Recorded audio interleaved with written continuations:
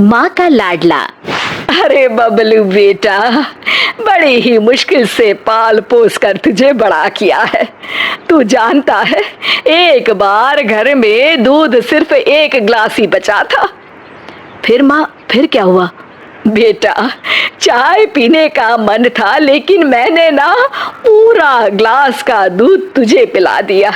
बेटा, खुद तो साड़ी में पूरा जीवन काट दिया, लेकिन तुझे ब्रांडेड कपड़े ही पहनाए। हाँ माँ, लेकिन तेरे पास तो कई साड़ियाँ हैं। अभी 2 दिन पहले ही तो तू सव्यसाची की साड़ी लेकर आई है ना। अरे डुप्लीकेट है बेटा, डुप्लीकेट, केवल 80,000 की। मैं दुखारी औरत कहाँ ओरिजिनल सव्यसाची पहन सकती हूँ। बबलू इमोशनल होकर, हाँ माँ, मैं जानता हूँ तूने मेरे लिए बड़े समझौते किए हैं। मैं हमेशा तेरा ख्याल रखूंगा। ये बोलकर बबलू वहां से चला जाता है। वहीं पास के गांव में रश्मि रहा करती थी। रश्मि एक बहुत ही व्यवहार कुशल लड़की थी। ये देख माँ, मैंने ये चादर सिली है और इसमें कढ़ाई की है। ये मैं अपनी होने वाली सास के कमरे में बिछाऊंगी। हाँ बेटा, जरूर। माँ, मेरी शादी जिस भी घर में होगी ना, मैं उस घर को स्वर्ग बना दूंगी। तभी रश्मि का भाई वहां आ जाता है। हाँ, और वहां रहने वालों को स्वर्गवासी।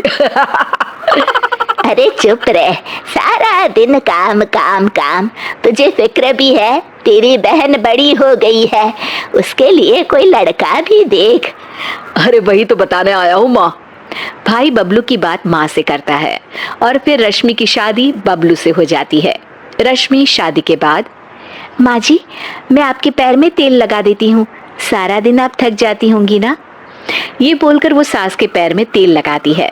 रश्मि सास का कमरा सजाती, उनके कपड़े ठीक करती और हमेशा हर जगह उनके साथ जाती। लेकिन सास तो सास है। एक दिन रश्मि की माँ उसके ससुराल आती है। अरे रश्मि बेटा, कैसी है तू?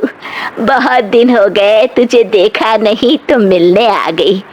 अरे माँ, आप बताया नहीं कि आप आने वाली हो, मैं आपके लिए कुछ अच्छा बनाती।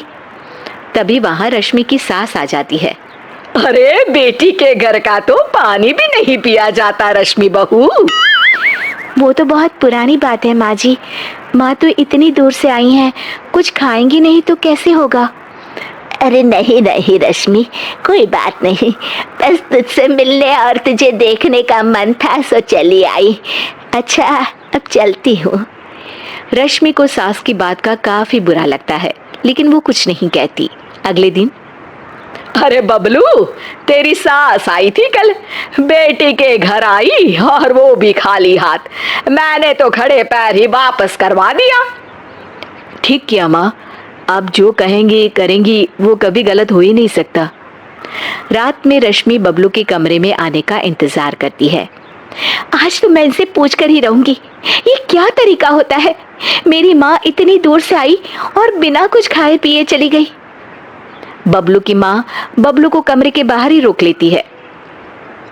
अरे बबलू बेटा, जरा पैर तो दबा दे।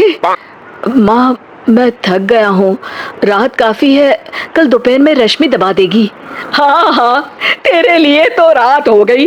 जब तू छोटा था पूरी रात जगाता था, तब मैं सारी सारी रात तुझे गोद में लेकर बैठी रहती थी।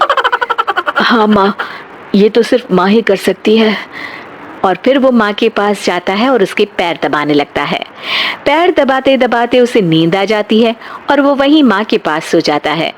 सुबह वो अपने कमरे में जाता है तो रश्मि उससे कहती है, कल आप कमरे में नहीं आए, मुझे आपसे बात करनी थी।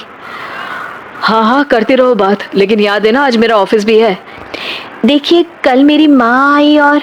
हाँ हाँ रश्मि, छोटी सी बात का बवाल मत मचाओ। तुम्हारी माँ खाली हाथ ही आ गई, ये तो कोई तरीका नहीं होता ना। रश्मि समझ जाती है कि बबलू को उसकी माँ ने अच्छे से कान भरे हैं। वो उस वक्त तो कुछ नहीं कहती, लेकिन ठान लेती है कि वो सासू माँ को सुधार कर ही रहेगी। तो फिर में सास कहती है, अरे खाना खाने का वक्त हो गया है रश्मि, कहाँ हो तुम?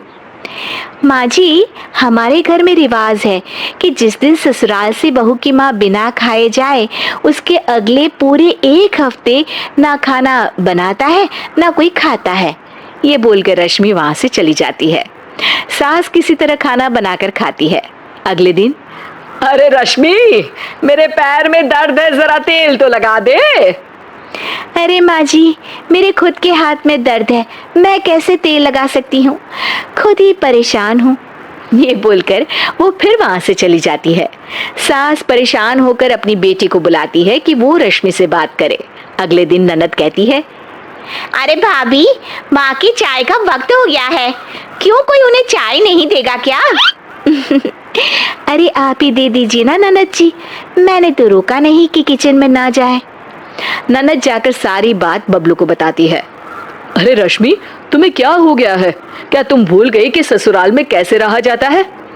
नहीं जी, बिल्कुल नहीं भूली मैं, लेकिन जहाँ मैं बेटी बनकर रह रही हूँ, हर किसी का ख्याल रख रही हूँ, वहीं मैं अपनी माँ की बेइज्जती भी बर्दाश्त नहीं कर सकती। हाँ माँ, भाभी तो सही कह रही है, इज्जत लेने के लिए सबकी इज्जत भी करनी जरूरी है। अगर मेरे ससुराल से मैं तुम्हें ऐसे भगा देती तो। अब समझ गई, माफ कर दो मुझे। रश्मि ने बहुत अच्छे से घर को चलाया, अपना समझ कर रही, और इतना ही नहीं, बबलू से ज्यादा ख्याल भी रखा। लेकिन मेरा भी फर्ज था कि मैं उसकी भावनाओं को समझती। मुझे माफ कर दे बहू।